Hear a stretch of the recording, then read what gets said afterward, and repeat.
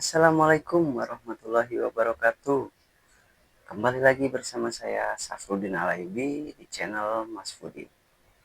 Di cerita kali ini saya ingin menceritakan kisah nyatanya dari seseorang, sebut saja Mas Acong, di Jawa Barat, Haurgelis.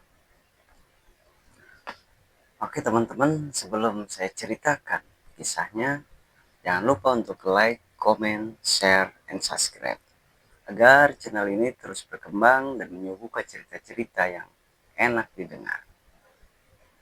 Baiklah teman-teman, kejadiannya terjadi di tahun 2020, itu pertengahan lah. Mas Acong ini dulunya kerja di daerah Tangerang. Karena di tahun 2020 itu lagi rame-ramenya COVID, akhirnya perusahaan-perusahaan banyak tutup gitu kan. Dan Mas Acong ini memutuskan untuk pulang kampung dan pengen buka usaha, nyoba buka usaha. Karena di daerah Haurgelis itu terkenal wisata kuliner ya. Tepatnya di jantung kota Haurgelis. Ya, pada saat itu ketika Mas Acong di kampung ya, Mas Acong itu memutuskan untuk bikin gerobak sendiri, bukan beli gitu kan. Karena minimnya modal, karena di saat itu COVID benar-benar menghancurkan perekonomian gitu kan. Dengan seadanya Mas Acung itu bikin gerobak selama 4 hari, akhirnya bisa untuk jualan. Di hari pertama Mas Acung jualan, ya lumayan pelanggan, bukan pelanggan ya, pembeli-pembeli ini merasa cocok lidahnya dengan olahan dari Mas Acong ini. Dengan ada khasnya itu yaitu sambal setan gitu kan. Sambal yang pedas. Nah, disitulah banyak warga-warga di sekitaran sana yang datang ke wisata kuliner itu ingin mencoba gitu kan. Mencoba dengan masakan dari Mas Acong ini, dan juga penasaran dengan sambal setan. Akhirnya ya di hari pertama, hari kedua sampai seminggu gitu kan, udah lumayan ada peningkatan, ada pemasukan lagi. Akhirnya nyoba dengan varian-varian yang lainnya, Mas Acong coba bikin buat. Ya ketika itu di daerah situ sedang ada musim hujan gitu kan, kebetulan musim hujan. Nah, pas di situ Mas Acong itu kadang-kadang di pengunjung kalau di sana udah musim hujan atau apalagi dari sorenya hujan, jadi enggan untuk keluar gitu kan, enggan untuk keluar rumah karena kondisi ya becek lah apa gitu kan. Akhirnya Mas Acong itu mengatur strategi lagi, ide ngebagiin di media sosial gitu kan, untuk delif, buka delif. Di situ akhirnya Mas Acong sering posting di media sosialnya, sampai-sampai ya banyak dari daerah situ, tetangga-tetangga daerah lain seperti Subang, Manukan, Purwakarta, Pegadaian, atau arah Panturanya, banyak yang datang berbondong-bondong itu untuk menikmati suatu kuliner di wisata kuliner Haurgelis itu. Sehingga di pusat Haurgelis itu ya kondisinya karena kalau minggu itu macet, macet total. Karena saking banyaknya orang-orang yang berdatangan ke situ. Ya, selang itu di minggu kedua itu, tepatnya di hari Jumat, Mas Acong itu pulang sampai larut malam. Biasanya kan Mas Acong kalau pulang sekitar jam 10, setengah 11 gitu kan, atau jam 11. Nah, di hari Jumat itu karena hujan nggak berhenti-berhenti dari jam 8 sampai malam, sampai jam 10 itu rintik-rintik gitu kan. Akhirnya Mas Acung masih menunggu karena hujan masih lumayan deras gitu.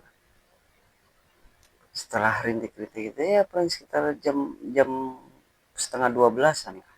Akhirnya Mas Acung bebenah, ngerapihin dagangannya karena nggak mungkin ada pengunjung gitu kan. Jarang-jarang paling yang maksain keluar dengan pakai jas hujan atau apa gitu kan. Akhirnya mutusin pulang aja karena pas pulang Mas Acong dengan kondisi hujan-hujanan, ya bukan hujan deras tapi gerimis doang gitu kan, pulang sembari dorong gerobak, tepatnya di letter S. Dulu pernah terjadi di situ kecelakaan, gedung walet ambruk gitu kan, dan banyak korban di situ. Ada yang istilahnya tertimbun dari beton-beton, tumpukan semen, acoran gitu kan. Karena gedung walet itu umumnya di sana paling satu lantai, dua lantai lah. Nah, ini bikin untuk 5 lantai. Akhirnya kondisi ya kurang tahu juga ya. Tapi banyak simpang siur bilang di situ itu eh, si di lantai 3 dan lantai 4 itu cor-corannya itu belum kering tapi dipaksakan untuk ngecor untuk ke lantai 5. Dan di lantai 3, lantai 4 itu masih banyak pegawai atau tukang-tukang itu lagi ngerjain ya seperti tukang-tukang lain beresin apalah. Nah, ketika alat coran ini masuk untuk ngecor di bagian atas di lantai 5, menurut pengakuan dari supirnya ini, dia ngelihat suatu sosok perempuan di atas ngebentur alat itu gitu kan. Akhirnya kedoronglah alat itu hingga kestabilan gedung ini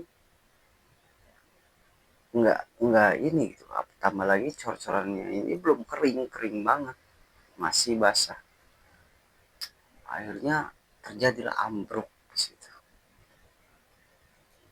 Dan korbannya pun kebanyakan bukan dari asli pribumi, dari luar-luar kota, seperti dari Medan, dari Jawa gitu kan. Kebanyakan di situ. Dan tragisnya itu ada pegawainya itu atau kulinya itu udah tertimbun dan bagian tubuhnya tertusuk oleh besi bas di bagian sini. Ada yang kepalanya pecah dan keluar ini namanya poloknya. Setelah dievakuasi itu ya banyak warga-warga yang berbondong-bondong untuk membantuin gitu kan. Karena di saat itu belum ada alat berat untuk mengangkat puing-puing itu. Belum datang. Jadi masih manual semua. Dengan bantuan dari warga-warga sekitar. Ketika dievakuasi itu ya mereka menemukan mayat-mayat itu ada yang tertusuk besi, ada yang kepalanya hancur, pecah gitu kan sampai polonya keluar. Pokoknya ngeri lah. Sampai sempet rame geger. sampai banyak orang-orang itu ke situ cuman untuk ngelihat kejadian itu, gedung Walet ambruk itu. Nah, pas di situ ketika Mas Acong di malam Jumat itu pulang sekitar jam 12-an dari wisata kuliner, tepatnya di letter S itu setengah satu kurang lah. Dengan rintik-rintik hujannya, Mas Acong itu dorong gerobak. Ketika dimasuk di letter S itu, Mas Acong menyium bau hanyir atau bau amis gitu kan. Terus nggak lama terbaulah bau seperti bangkai gitu kan, kecium dengan apa ya, aroma aroma cor-coran semen gitu. Padahal kejadiannya kan udah lumayan lama, tapi kecium lah bau itu. Ya Mas Acong waktu itu ya nggak ingat gitu kalau di situ tuh dulu pernah ada kejadian gedung Walet ambruk. Ya karena udah dibangun yang lain seperti biasa, cuman hanya di batas doang, nggak dibangun lagi. Ya lewat-lewat aja gitu. Tapi sebelum kejadian itu juga Mas Acong pernah ngedengar bahwa di situ tuh sering ada yang digangguin macem-macem lah. Tapi Mas Acong menepis, itu semua kan biasa. Nah kali ini Mas Acong setelah mencium bau-bauan hanyir, bau-bau padukan semen, terus sama bau bangkai, Mas Acung tuh mendengar suara orang minta tolong. Tapi sayup-sayup karena gerimis di saat itu kan. Cuma dengar tolong, tolong. Seperti jauh, tapi suaranya di situ gitu. Tapi suaranya kayak jauh. Karena di letter S itu ya deket dari kejadian lokasi gedung Walet ambruk itu. Nah pas di situ Mas Acong nggak menghiraukan, terus jalan. Ini gerobak, Mas Acong tiba-tiba ke arah kiri belok sendiri gitu. Kayak ada yang narik. Nah pas di situ Mas Acong istighfar, beristighfar. Astagfirullah sampai berhentiin gerobaknya. Kenapa gerobaknya jadi belok? Ditarik lagi lah sama Mas Acong. Kalau ditarik, Mas Acong coba untuk jalan lagi. Tapi nggak lama kemudian itu belok lagi ke arah gedung Walet ambruk itu. Nggak lama Mas Acong itu ya bulu kuduk udah mulai merinding gitu kan. Mas Acong mengingat-ingat, oh bahwa di sini kan dulu pernah terjadi gedung Walet ambruk gitu. Dan banyak mendengar kejadian-kejadian setelah ambruk ini, banyak penampakan-penampakan atau yang diganggu-ganggu di daerah situ. Akhirnya Mas Acong merasa merinding gitu. Narik gerobak lagi, buru-buru ngedorong lagi. Ketika ngedorong, Mas Acong melihat ada bayangan orang gitu, tepat banget di atas tembok gitu. Pas Mas Acong noleh itu nggak ada.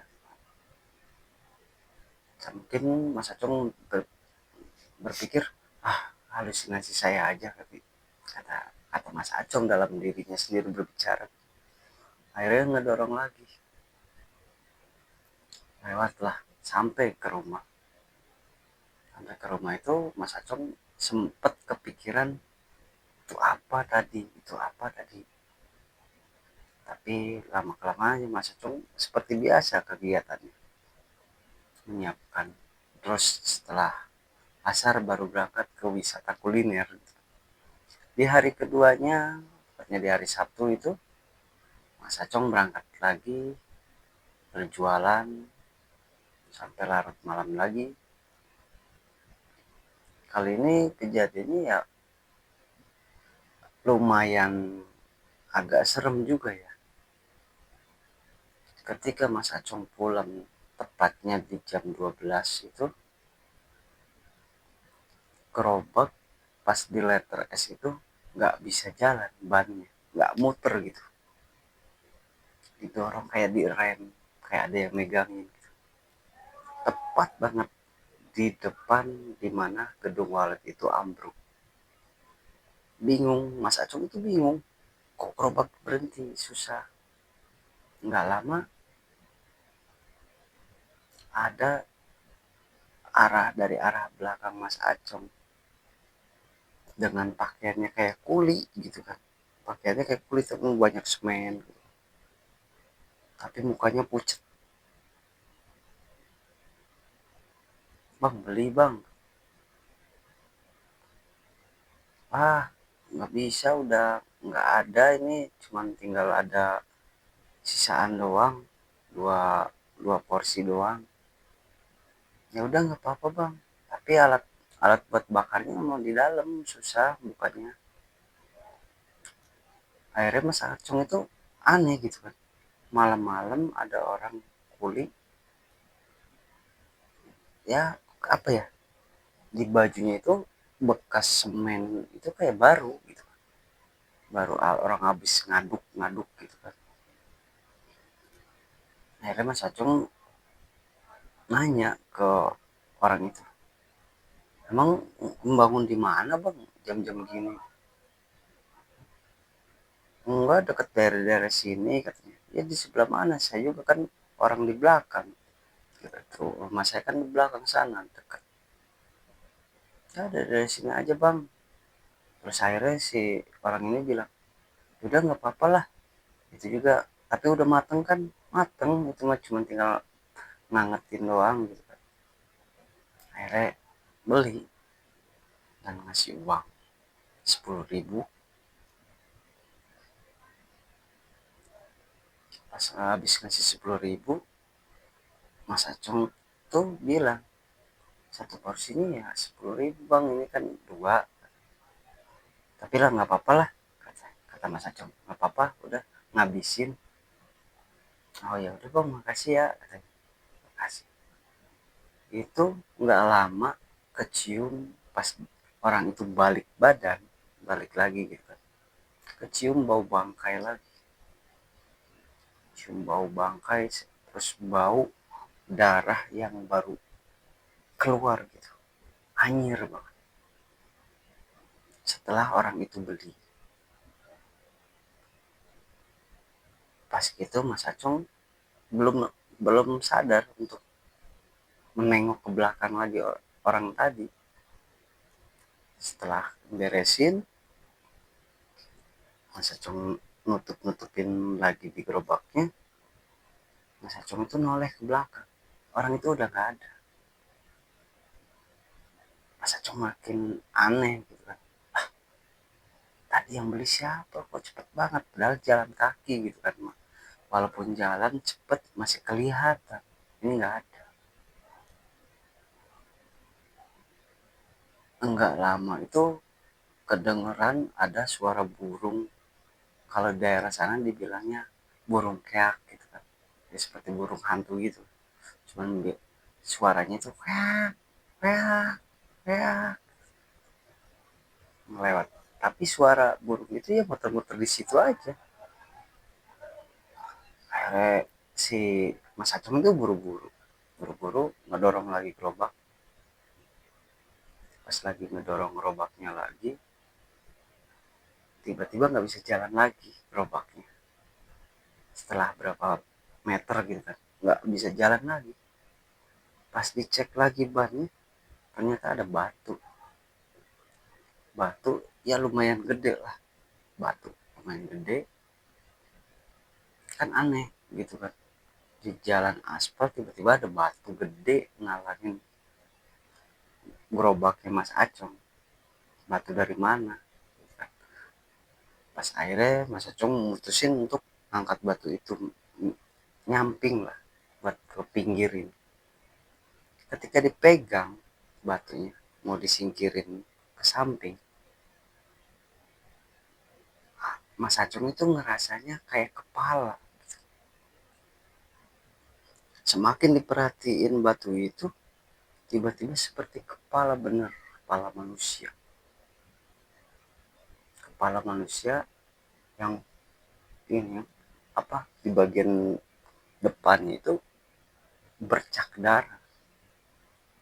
Mas Acung langsung kaget, langsung wah ngelempar, kaget sampai sempat terjatuh. Mas Acung jatuh, lihat bahwa itu kepala.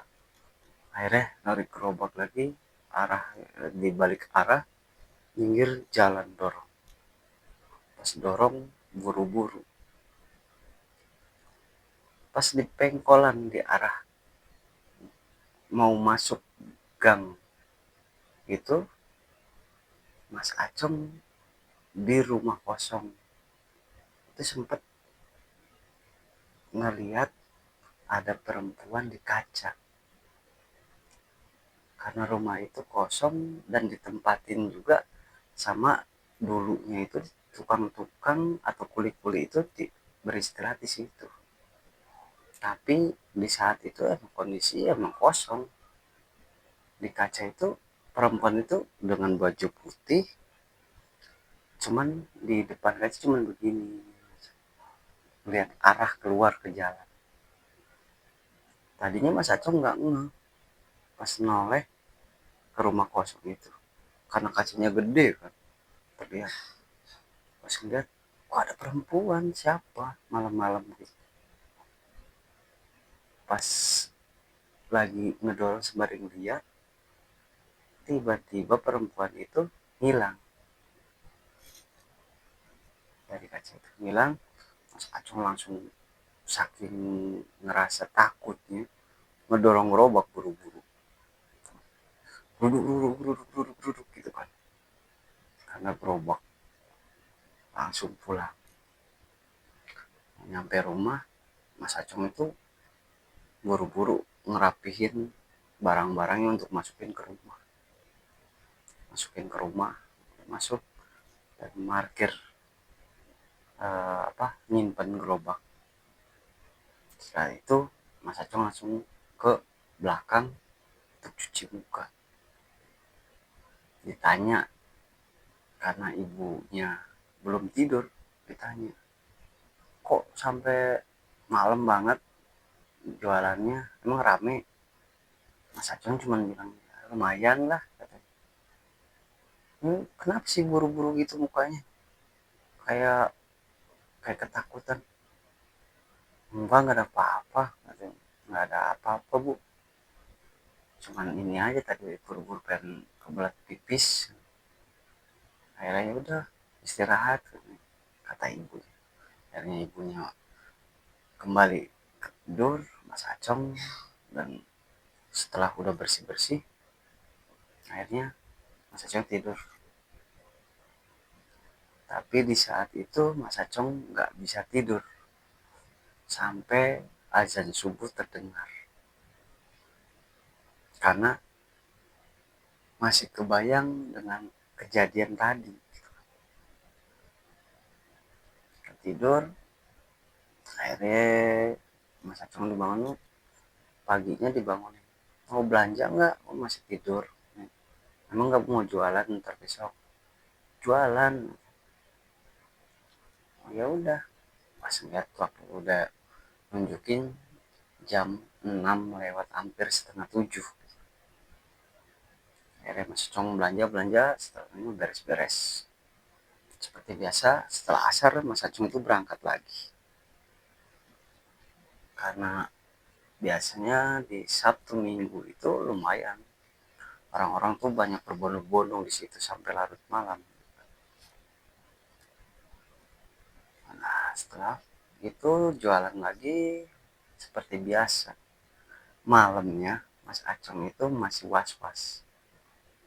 Artinya was-was, ada rasa takut untuk lewat situ, tapi kalau muter kejauhan. Tapi Mas Acung yang memikir, udahlah mungkin nggak ada.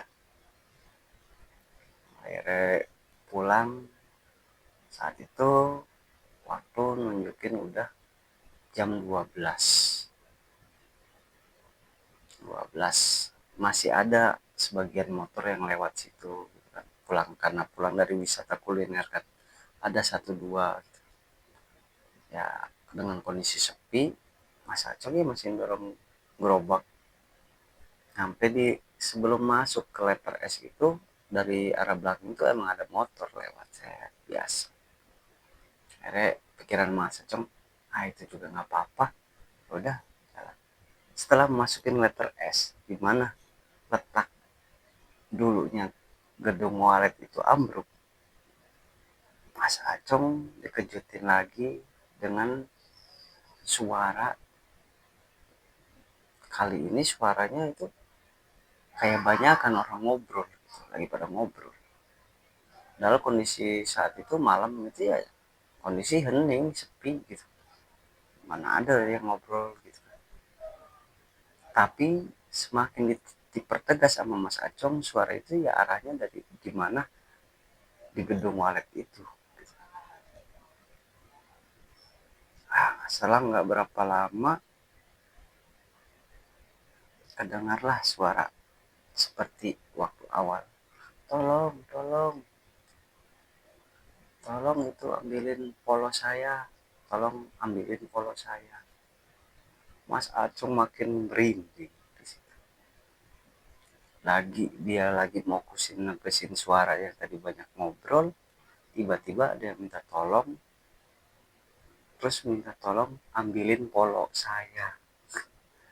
Ngeri kan, pas di situ Mas Acung ngerasa ngeri, ngerasa takut, jalan lah akhirnya lagi ngedorong jalan, gerobak ini tiba-tiba langsung belok tepat di sampingnya di mana gedung walet ambruk itu, belok sampai ke got. Mas Acong tengok-tengok nggak ada orang, minta tolong siapa, ditarik susah. Tapi dengan istilahnya, dengan rasa cemasnya Mas Acong, dengan rasa takutnya Mas Acong, tetap berusaha untuk narik gerobaknya dari got itu atau selokan gitu. Akhirnya ban itu naik, Mas Acong narik terus arah ke depan lagi. Ketika ke arah depan, Mas Acong dikejutin lagi dengan yang namanya seperti apa ya, seperti anjing, seperti binatang gitu kan. Anjing ngelewat ngelewat ke pekarangan sebelahnya sebelahnya gedung walet ambruk itu, lewat ke situ. Padahal daerah situ emang nggak ada yang melihara anjing gitu kan, ada juga yang di paling depan ke situ, tapi ngilang. Masa cuma apaan itu ya lari. Tapi dengan masih terasa takut sih Mas Acung udah ngirauin dengan yang tadi lewat gitu kan, dorong lagi. Setelah sampai di rumah kosong itu, sebelahnya gedung walet ambruk, gerobak Mas Acong lagi-lagi ada yang nimpuk dari atas. Pong! Karena di atasnya itu dipakai dengan kayak asbeseng gitu, jadi bunyi kenceng. Pong! Mas Acong sampai kaget. Apa itu jatuh? Mas Acong itu nyari-nyari yang tadi jatuh di gerobaknya apa, pas lihat ada di kolong gerobaknya Mas Acong, ternyata apa, tangan tangan segini jatuh di situ. Mas Acong langsung berdiri kaget, dorong gerobaknya, terus mendengar suara perempuan ketawa. Makin bulu kuduk merinding, Mas Acong sambil lari dorong gerobak. Sampai-sampai Mas Acong itu nabrak tiang gitu kan, gerobak nabrak tiang telepon. Saking gugupnya, saking takutnya, ayo aja ditarik lagi, dorong lagi. Pas lagi dorong, lihat dari arah kejauhan di depan itu ada 2 orang yang lagi lewat.